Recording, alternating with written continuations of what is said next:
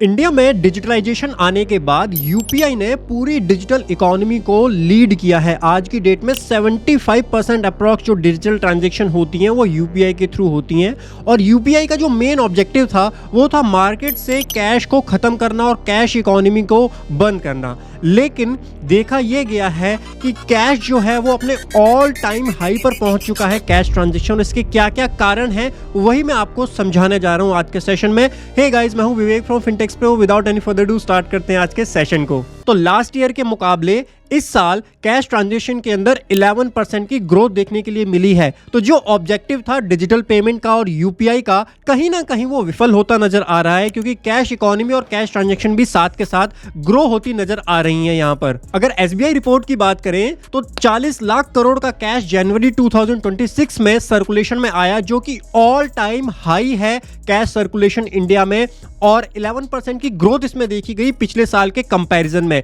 मतलब साफ है कि जो लोग हैं, जो टैक्स पेयर हैं, जो जनता है, वो अब धीरे धीरे कैश इकोनॉमी की तरफ दोबारा शिफ्ट होने की सोच रही है। हालांकि कुछ एक्सपर्ट का ये भी मानना है कि अगर आप कैश टू जीडीपी रेशियो देखें तो उसमें गिरावट आई है, क्योंकि हमारी जीडीपी भी एक रफ्तार से ग्रो कर रही है, तो उसके साथ साथ कैश इकोनॉमी भी थोड़ी सी ग्रो करेगी, तो उससे कोई परेशानी सरकार को नहीं है। लेकिन जो डिजिटलाइजेशन और यूपीआई के टाइम पे इसको क्रब करने की बात की गई थी, यहां पर भी कैश में भी ग्रोथ देखने के लिए मिल रही है और कैश ट्रांजैक्शंस भी लोग करना पसंद कर रहे हैं। और इसके पीछे एक सबसे बड़ा कारण है टैक्स नोटिसेस का, जिसको अब मैं डिस्कस करने जा रहा हूं।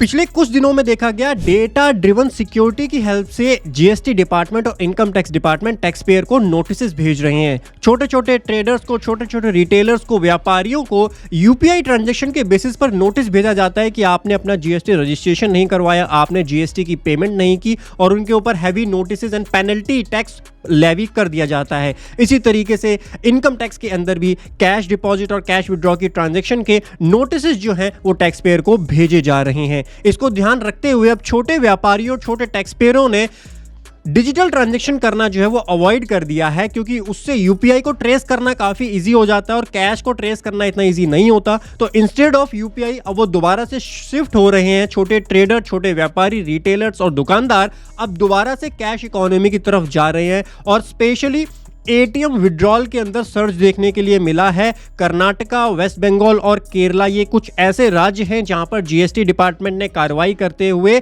छोटे व्यापारियों को, ट्रेडर्स को, दुकानदारों को नोटिस भेजे थे। और इन स्टेट के अंदर ही सबसे ज्यादा एटीएम कैश विड्रॉल देखने के लिए मिले हैं as per recent SBI report, जिसके बाद all time high cash circulation में जनवरी 2026 में आया 40 लाख करोड़ का। आप कौन सी ट्रांजैक्शन ज्यादा करना पसंद करते हैं? कैश में लेन देन ज्यादा पसंद करते हैं या यूपीआई के थ्रू लेन देन पसंद करते हैं? कमेंट सेक्शन में अपनी राय जरूर दीजिए। अगर आपको वीडियो पसंद आई है, please do consider for subscribing our YouTube channel for these kind of informative updates. Me Vivek signing off for now. मिलता हूं आपको अगले सेशन में। टिल देन हंसते रहिए, मुस्कुराते रहिए। Bye bye, take care.